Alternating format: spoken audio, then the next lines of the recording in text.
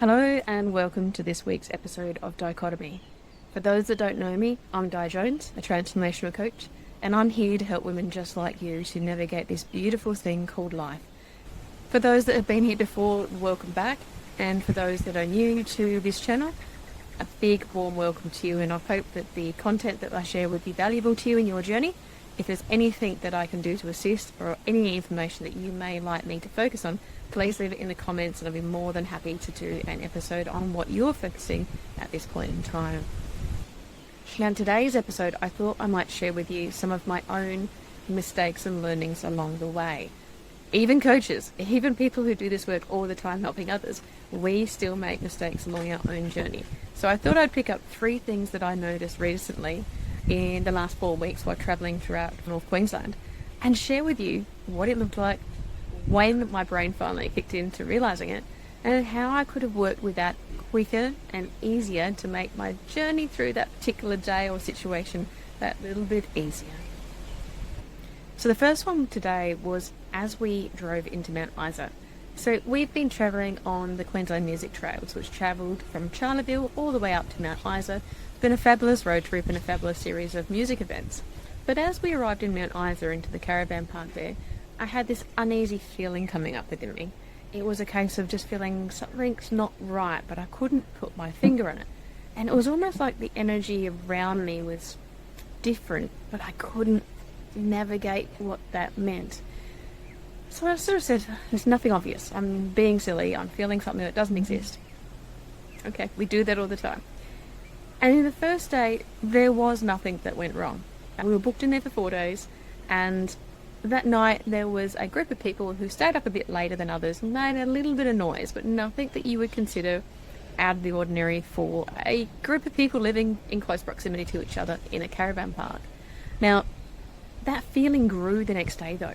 This feeling got stronger and stronger within me to the point where I was becoming nervous and anxious about what was happening, why I was feeling this way.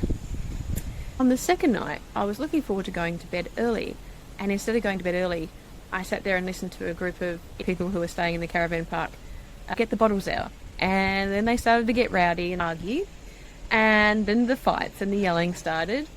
So by the time I got to sleep, it was about 3, and about 7 o'clock I wandered into the management and said, hey, this situation happened last night, and they were very, very professional, very kind, but I still felt very uneasy about staying there. So I asked if I could cancel my next 2 days booking, and they were gracious and they said yes. If I had listened to my body when I first arrived there and I had felt something wasn't right, I could have gone somewhere else. I could have gone to a free camper, I could have chosen a different caravan park, but I didn't listen. And so that is my lesson for travelling, is when you go to somewhere and you don't feel right about it, listen to it. There isn't something you can put your finger on, but you're going to find out later what that thing is.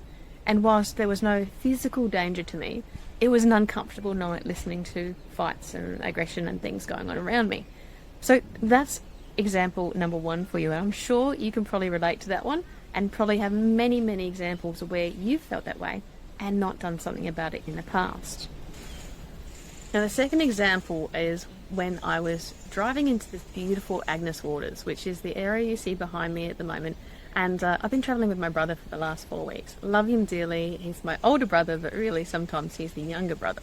As we're coming in, we were talking about leadership and how he felt he'd only ever experienced 2 true leaders in his entire career, and felt that all of this work that businesses do about training people was basically a waste of time because he didn't see any results from it.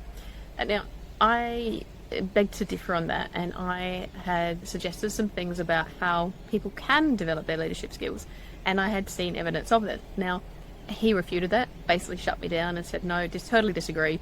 And I took a bit of umbrage to that because I've spent the last decade working with leaders as a leadership coach and a transformational coach, and I've seen firsthand how people can absolutely transform the way they interact with people, the way they lead people, the way they communicate with people, when they're given the right support and skills and encouragement to do so.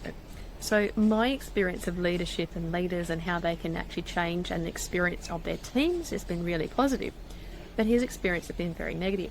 And so we got to a little bit of a loggerhead on that, And when that was happening, I started to feel this intense pain building up in my left Eustachian tube inside the ear. So it goes from the ear into the back of the sinuses. It's a feeling I've had many times before, and I'm familiar with how quickly it can go from just a slight pain to a debilitating pain. So I was actually really worried as I'm driving, thinking, will I be able to finish the trip if this pain gets to where it has in the past? And what I started to think was, where did this pain come from? So my body was trying to tell me something. And when I thought back to it a bit later was, hang on, I felt this before whenever I've been in conversations with people that have been tense and emotionally charged. I thought back to 3 or 4 examples of it where it had been extraordinarily painful, like in bed painful and unable to move. At each one of those times, it was a situation where the conversation was not going in a direction that was beneficial for either party. And what I realised quickly when I actually connected to my guides and said, look, what is the message you're trying to tell me here? And the answer I got back was, you're not listening. You're both not listening. Very, very interesting that the body was able to tell me through pain that we were both starting to get to the point of being fixed in our view.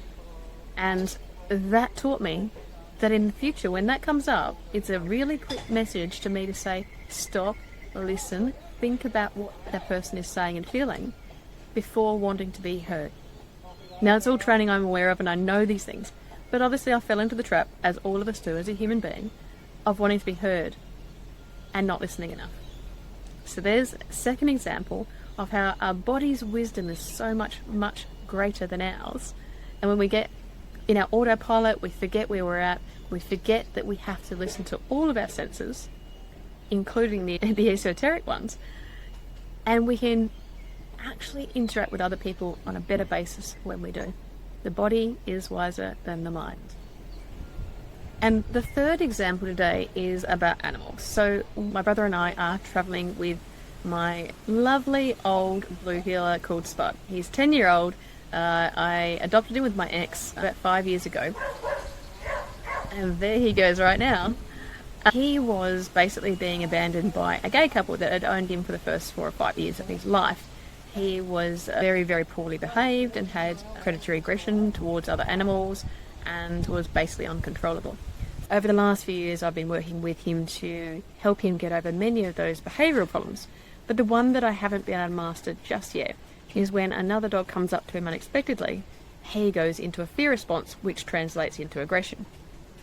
So in travelling for the last 4 weeks through caravan parks, entering pubs, cafes, community areas, social events, music events, poor old Spud has had a bit of a baptism with fire, so he's been overwhelmed with stimuli, with new experiences, and of course, dogs everywhere.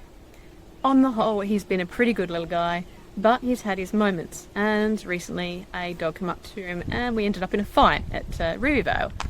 Now, we're here now at Agnes Water, and it's really important for me to make sure everybody else is safe, Spud's safe, and I and my brother do not have to leave the caravan park early. So we're being really, really conscious with him. But what I found was when I was tired, when I was grumpy, when I was anxious, his behaviour would escalate quickly. And it occurred to me that everything human, every animal, every situation is here to send a lesson to us about our learning and for us to be gracious in that learning. So I had a look at Spud and his behaviour and said, what is it about me that's causing his reactions to be more escalated? And it was my energy. It was the way my body was moving. It was the way my tone was changing. And so for him, he has made me more aware of what my body is telling me, of what my emotions are telling me, of the words that I'm using, and the energy I'm emitting. It's a case of the dog is training me to manage my energy better, and I'm training him to learn to socialise and be calm in the presence of other animals. It's a mutually beneficial arrangement, but it's something that we all possibly forget as we're navigating life. Are we aware of the way we're impacting our animals? Are we aware of the way we're impacting other people around us? Are we aware of the way we're possibly impacting our environment? So there's example number 3 for you from this last 4 weeks trip of being taught a lesson by the cosmos. The universe is helping me to evolve and grow, and hopefully by sharing this with you, this will also help you realise it's not an easy journey, but once we become aware, we can pick up on it and do our life a little bit easier with a little bit more wisdom and a little bit more grace. So that's it for today, guys. I hope this has been helpful, and I hope to see you at the next episode of Dichotomy. Take care.